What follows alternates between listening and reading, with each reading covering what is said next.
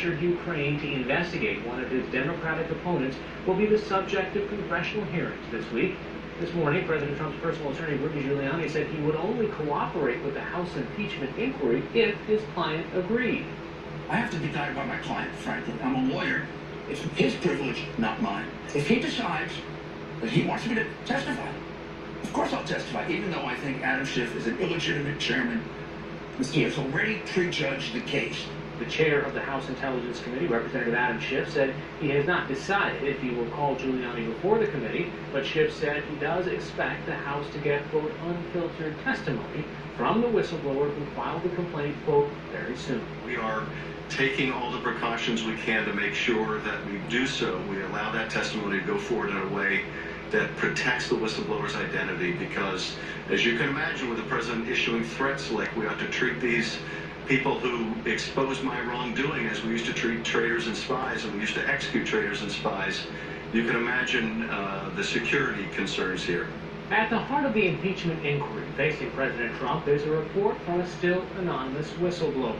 The president and many of his supporters are demanding a name and even threatening severe punishment.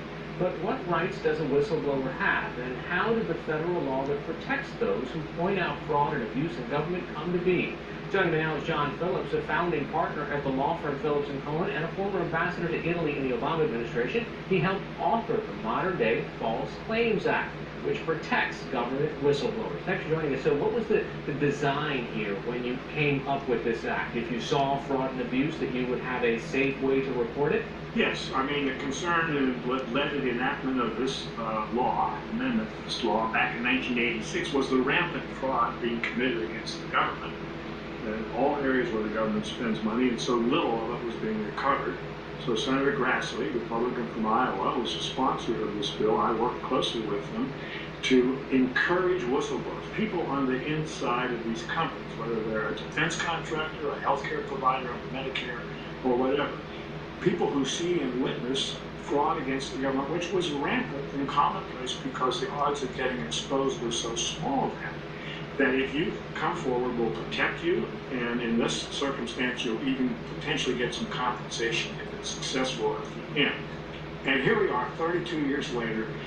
It's been a spectacular success. The recoveries now through whistleblower complaints represent 85% of all the recoveries the Treasury gets every year. Is there a distinction between whether you are whistleblowing on, say, a defense contractor or a tobacco company versus somebody in the intelligence community that's doing this inside the administration? Well, that's why Congress in 1998 passed this law, very specifically saying the steps that you must take in order to invoke this law, and we will protect you.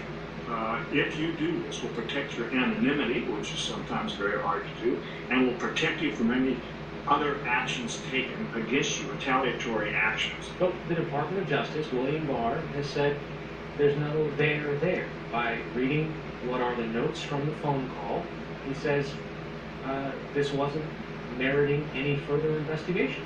I find that just in reading out what's available to the public and us reading this transcript, a pretty preposterous statement. And what's like saying what's black is white.